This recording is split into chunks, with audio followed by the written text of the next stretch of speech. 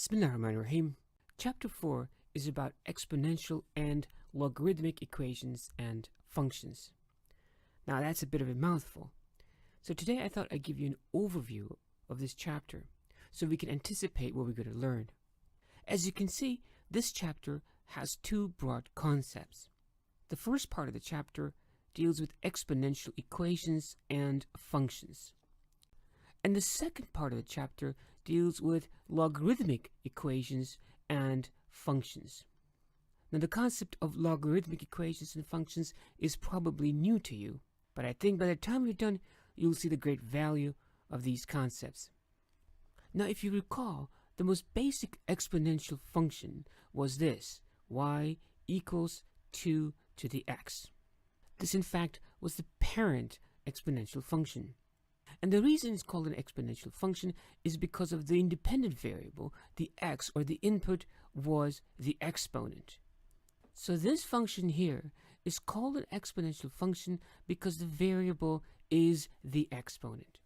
Now compare this to y equals x squared, which is of course a quadratic function. Here we have an exponent right there, but the variable is not the exponent. The variable here is the base. The exponent is constant. In other words, here the input or the exponent is what's changing, and hence they're called exponential functions. Okay, so we established that one of the parent exponential functions was this: y equals 2 to the x, or f of x equals 2 to the x. Now if you were to graph this, if you recall, it would look like this. This would be an exponential growth model. This was f of x equals 2 to the x. Now, on the other hand, if you recall, exponential functions had two parent functions, so to speak. The other one was this: g of x is equal to 1/2 to the x.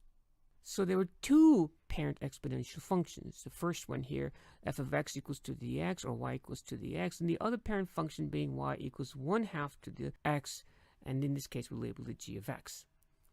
And if you were to graph this, the graph of this function would look like this, the purple graph over here. Now this function over here modeled exponential growth, and this function over here had modeled exponential decay. In other words, in practical life, there are circumstances where things happen according to parameters of exponential growth functions, and in real life, things happen according to the parameters of exponential decay. For example, bacterial growth is characterized by exponential growth, whereas carbon-14 decay, for example, is characterized by exponential decay model like this. So in my mind, this chapter is exciting because it has many practical applications. Now, one practical application of exponential functions occurred in calculation of compound interest. So this was the formula for compound interest. A equals P times the quantity 1 plus R over N to the exponent of NT, where P was the principal amount, R was the interest rate, N was how often the interest was calculated, and T was time, the independent variable. This concept of compound interest will introduce us to a very interesting number, the number E. E is a number kind of like pi is a number, and it shows up at different places where you don't expect it to show up, just like pi. Pi is 3.14, etc., and E is approximately 2.71828 ... Now this number is called the natural base E, or Euler's number. Yes, Euler, whom we have met before. So this is an interesting number that we shall get to know. Okay, the second part of the chapter deals with logarithmic equations and functions. Now you probably don't know what logarithmic functions are, but we shall develop this concept and you will see that they're quite interesting and exciting. The concept of logarithms is very powerful. Now consider the following. If I give you this equation, 2 to the x equals 8, 2 when raised to what power will give you 8? Well, 2 squared is 4, 2 cubed is 8, right? So intuitively here you can figure out x has to be 3. 2 to the third power is equal to 8.